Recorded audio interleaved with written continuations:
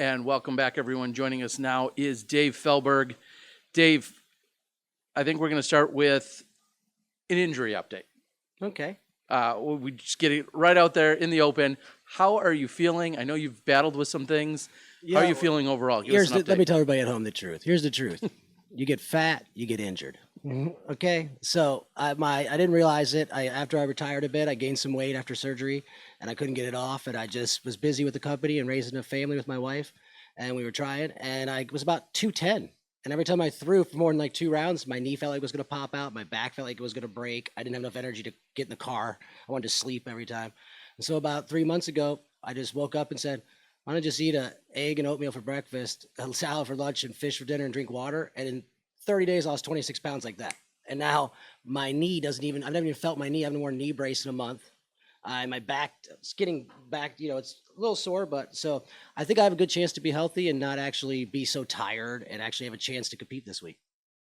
All right, I'm going to have to subscribe to the diet. So we've got 125 wins for you in 588 events. It's nearly 25% winning percentage. You've got 7 majors in MPO, 3 in MP40, including 3 world titles.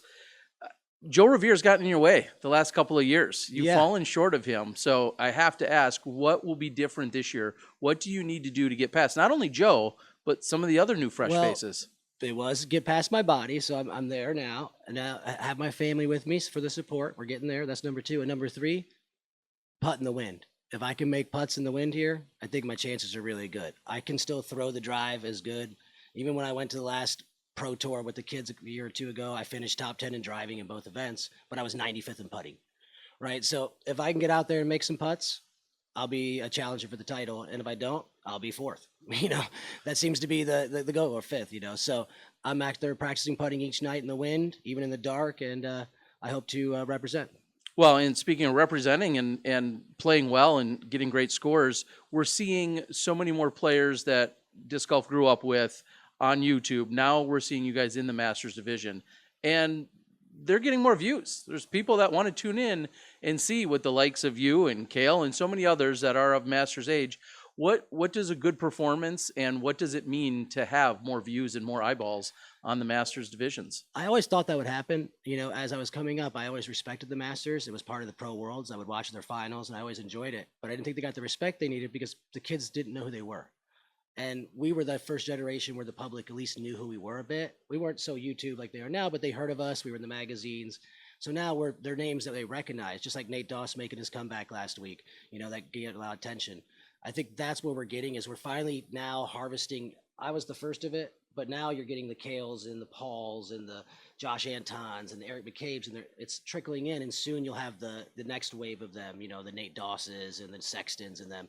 And I think by then, Masters will be what we always wanted to be. I would pull to put it back with the Pro Worlds. I think that it's a really nice touch to have all the pros together and have that chance for each person to learn, whether the 70-year-olds are teaching me or I'm teaching the 20-year-olds. I think that experience is something that's been missed. But overall, I think that it's growing on its own. And I think that with the names, people will start being interested. Well, something that's also a little bit generational would be considered the idea of throwing forehands. Not something that was nearly as frequent when you were coming up in the game. And we see some of our older players not necessarily rely on forehands. Do you feel like that will be any disadvantage to you this week? Or have you developed one in the last couple of months that I'm unaware of? I'll get out of trouble, but it doesn't seem a requirement on the layouts I'm playing. Luckily, there's maybe 1 or 2 shots I can get away with a turnover unless there's a big headwind. But I'd say that one of the jokes, I'll tell you, when we started, I used to play against you, Terry Miller. If a guy showed up with a sidearm, we said, well, we're beating him, right? Because if you only threw sidearm, you couldn't beat us back then because of the technology. And nowadays, it doesn't take much skill to just retch your body over on it, and we know it's going to flex no matter how hard you throw it. So I think it's kind of taken away from the game a bit without having people to shape shots. But it is what it is. But I don't see many Masters who can do it. There's maybe 2 to 3 in my field, the one guy from Finland, maybe 1 or 2 Americans. And you saw when we played doubles, he had lines that we didn't even know existed. And he really put them closer than I could with a great backhand. So it can be done. I just don't think we're there yet. But when the Sextons make the step, I think you'll see sidearm be a big part of the Masters. Yeah, it's definitely been part of that generation that has stepped into the, What is he, 37 now or something? yeah, yeah, right there. And Yeah. part of that overall evolution of those players that are moving into there. And I want to touch on that for a moment. You got this week off to a great start in the sense that, as you just alluded to, picking up your 7th Pro Masters doubles divisional title.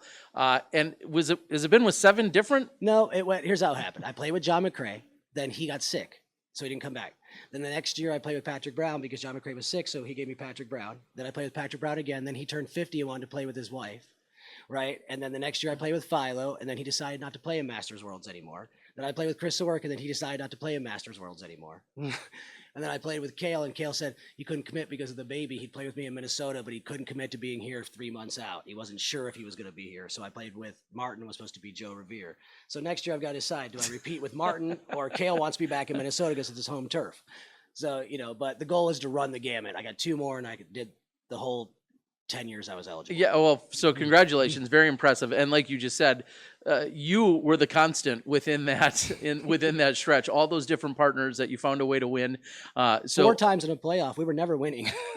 okay, well then that maybe shows something about the tenacity and just the overall patience in coming and getting it done. Unfortunately, we didn't see the field events were able to go off due to some rain and other things. I can see how disappointed you are in that. What is it about the World Championships that maybe brings out some of these other skill sets? I love the putting. It's fun because you get to say the putting. I think it should be maybe 2 rounds. Like that first round should be a qualifier or something because it's hard to have 1-round titles.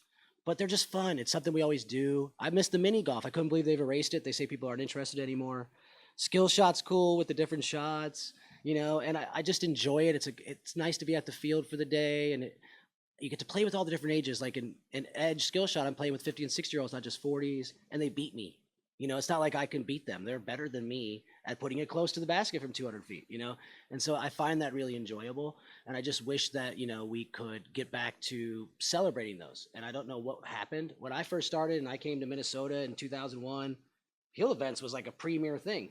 It's like you didn't go to the field events, you were nobody.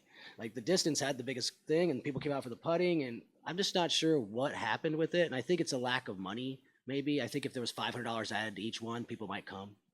Right? Yeah, or people like you just showed up and won too often, and everyone else didn't want to deal with it. Whatever the case might be. What after this, we'll call it a 2-year drought because of what Joe's done. You have the 3 world titles. What would it mean to you to pick up a 4th Masters I really world title? want it. I ain't gonna lie. I mean, I didn't give it the training I wanted because the Worlds was in June, and I started too late. So next year I will be ready, and by the U.S. Masters I will be ready. But it's a little early for me, but I still think I got it in me. I feel the energy right now. And 4 is important to me because it separates me from the other people that won 3. There's 2 other players, Stan McDaniel, I believe, and 1 other player who's won 3. And Brad Hammock sits at 5. And if I can't get to 4 now, I'll never get to 5 in the next 2 years. Right? So I have to. Brad Hammock and I have been with friends years ago, and he's like, "You'll never beat my 5." That's what he always says to me. He called me when I got 3. 2 to go. Good luck. So I think that, it's really hard. And most people don't realize how great he was in the Masters division. And so it would be an honor to even be able to tie someone like himself. And that's my goal. Well, one of the most decorated players in all of disc golf, everyone, that's Dave Feldberg. We wish you the best of luck going for your 4th world title this week. Thanks, Terry. I appreciate it. Have a good day.